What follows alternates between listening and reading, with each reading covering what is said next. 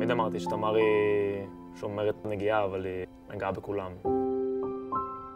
כשאנחנו 5 חודשים בטייסת, מקבל איזשהו טלפון להגיע למשרד של מפקד טייסת, ואני לאט לאט מתחיל להבין שמשהו לא טוב קרה.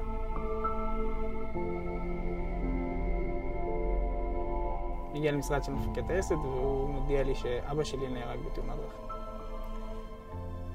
אירוע אישי קשה שתופס אותך ככה בהפתעה. כשאני יוצא מהמשרד של מפקד טייסת, אז מן הסתם הדבר הטבעי זה שהבן אדם שהכי קרוב אליי בטייסת יהיה שם, שזו תמר. הדבר הקצת פחות טבעי שקורה זה שתמר מחבקת אותי. שזה מצד אחד מאוד מפתיע. תמר, בתור מי שאני מכיר אותה, כמישהי ששומרת נגיעה, פתאום מחבקת אותי. אבל מצד שני מאוד מאוד מתאים. לתמר זה היה ברור שזה מה שנדרש ברגע הזה. לי זה ממש זכור כרגע מאוד מאוד מיוחד, שבתוך כל הסערת רגשות הזאת, פתאום יש איזה משהו שמצליח קצת לנחם. אני בתור בן אדם חילוני שמעולם לא עסק בדת, תמיד היה נראה רחוק ממני. היא ידעה לקרב את זה אליי בצורה שאף אחד אחר לא הצליח. אם זה בשיח היומיומי, אם זה בזה שעשינו אצל שבת, כל החבר'ה, בפעם הראשונה והיחידה בחיי, ששמרתי שבת מלאה.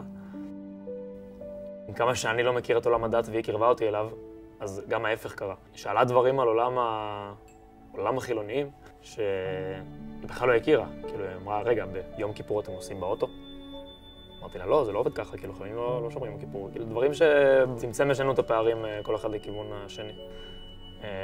ואצלנו זה יצר לנו הרבה מאוד התחשבות שבאופן בהתחלה היה מאוד מלאכותי ובאיזשהו שלב נהיה מאוד טבעי. אם זה בתוך מגורים שלנו להיות תמיד עם חולצה, אם זה לא לקלל, לא לנבל את הפה לידה, שזה משהו שאנחנו אפילו לא שמים לב כמה שהוא חלק מהשפה היומיומית שלנו, ובאיזשהו מקום זה הופך אותנו לאנשים יותר טובים. המסלול של תמר הוא לא פשוט. יש באמת בנות שהולכות לשירות לאומי, יש בנות שהולכות לשירות צבאי.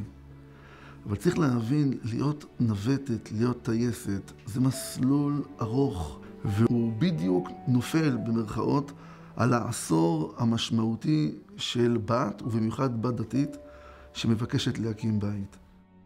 האתגרים לא נגמרים, גם אחרי שמסיימים את הקורס. באיזשהו שלב תמר משתפת אותי בקשר שיש לה עם אחד מהטייסת, איש צוות אוויר.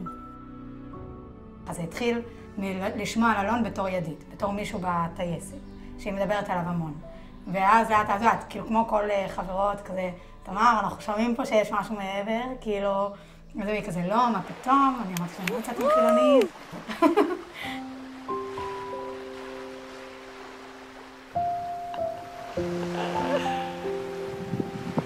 אוי, זה עלוב.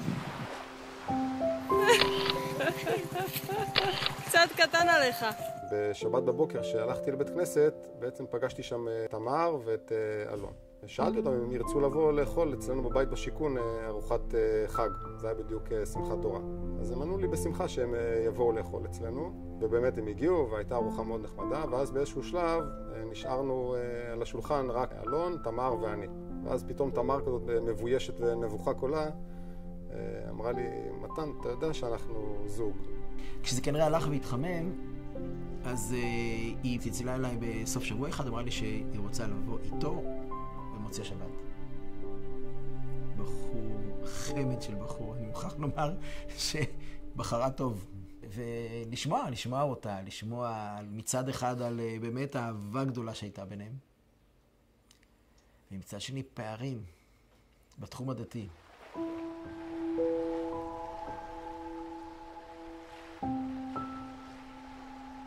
בתקופה שהם יצאו, אני חושבת שהיא הייתה מאוד שמחה, שהיה לה טוב.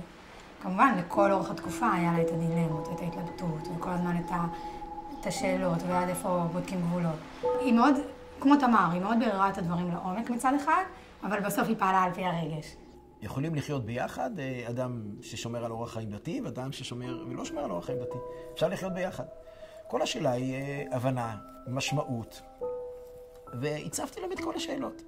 איך תראה שבת בבית שלכם, בעזרת השם יבואו יום אחד ילדים, מה יהיה עם חינוך הילדים, וכל הדברים האלה אמרתי, אתם צריכים לדבר עליהם. הייתה פעם שאלון הגיע אליי לחדר, דיברנו על איזשהו משהו, ועם אלון ככה הייתי יותר פתוח מאשר עם תמר, ושאלתי אותו, אלון, לאן זה הולך? הסיפור עם תמר. הוא אמר לי, הכל בסדר. אמרתי לו, וחתונה? הוא אמר לי, מה הקשר חתונה? אמרתי לו, אלון, אצלנו במגזר זה לא עובד ככה. זה לא עכשיו שאתה תגרור אותה שנתיים. אמר לי, מה? אמרתי לו, כן, אתה לא חבר של מישהי שנתיים ואחר כך נפרדים. אמרתי לו, מתישהו במוקדם או במאוחר הסיפור הזה יעלה. גם אמרתי לאלון, שים לב, אם אתם מתחתנים, אני ברכה שביעית מתחת החופה. כשאתה אוהב מישהו, בסוף האהבה מעברת, אין מה לעשות, וכאילו, אתה רוצה להאמין בהכל כדי להצליח להיות איתו, וזה בסדר, כי בשביל זה יש אהבה, בשביל שנעשה גם דברים שהם לא הכי הגיוניים לפעמים. ואולי גם יש בזה משהו טוב, שזה קצת הוציא אותה מכל ההיגיון שלה, ומכל הפוקוס והכל, ונתן לה לעשות גם דברים קצת אחרים. ואני גם בסופו של דבר שמחה שהיא חוותה את זה, והיה לה את האהבה הזאת. נראה לי שהיא רצתה יותר להבין לאן הם מתקדמים, ולא היה קצת יותר קשה לקבל החלטות. ויותר קשה כאילו לראות את העתיד אולי. וזהו, והחליטה שחותכים. והיה לה מאוד קשה.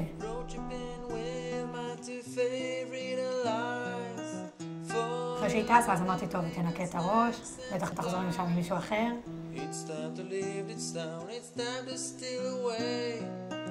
Let's go get lost anywhere in the USA. Let's go get lost, let's go get lost. Blue, you sit so pretty west of the one. Sparkle lights with yellow icing, just a mirror for the sun. Just a mirror for the sun. Just a mirror for the sun.